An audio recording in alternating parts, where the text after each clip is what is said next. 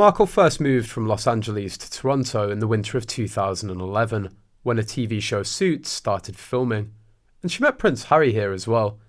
It's said that the overwhelming majority of Canadians didn't know who she was or what she was doing there. Now a royal fan spills the tea on her time there. The netizens said, "My uncle worked at one of the buildings where they filmed Suits.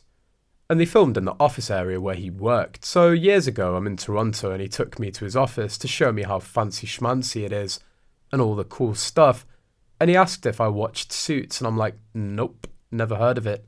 He then tells me, "Oh, they film parts of the show here and this one actress, Meghan, is such a bitch.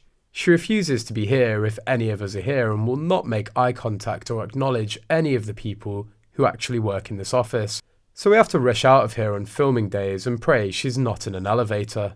Another source added, "My friend started working for Reitmans after Meghan got married. She heard from her work colleagues that she was an entitled brat." According to Tom Bauer, before she met Prince Harry, Meghan bulldozed her way through during a campaign for Canadian women's clothing store Reitmans. Investigative journalist Bauer, known for his scathing portraits of famous figures, says Meghan made a number of demands during filming for the ad campaign and in post-production. When Meghan first arrived at the hotel suite hired for her in Montreal, she apparently asked for a bigger room at a pricier hotel, it's claimed. She also allegedly said to have requested she be booked under an alias, despite, Bauer explains, the fact that no one in French-speaking Montreal really knew who she was. He claims that inside the hotel room she ignored the flower displays, bottles of her favourite wine, and even a special calligraphy pen carefully laid out on the table, and criticised the hotel's Tempur-Pedic bathrobe and slippers. He continues, "She wanted Dior, the tea was the wrong blend and the vegan juice was warm." Bauer claims that during the filming, while Meghan was in the dressing room, she was heard complaining about the production, the clothes, the style and the script. Asked during filming to name Canadian women who inspired her, Bauer alleges she laughed and asked for examples.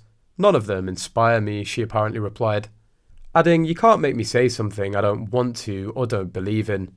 The book claims that after ferocious exchanges, a few script changes were made only to be rejected by Meghan again. "She bulldozed her way through," complained one of the team. "No one stood up to her," Bauer writes. And during post-production, Meghan allegedly sent countless demands about changes to the colour of her lipstick and her waistline.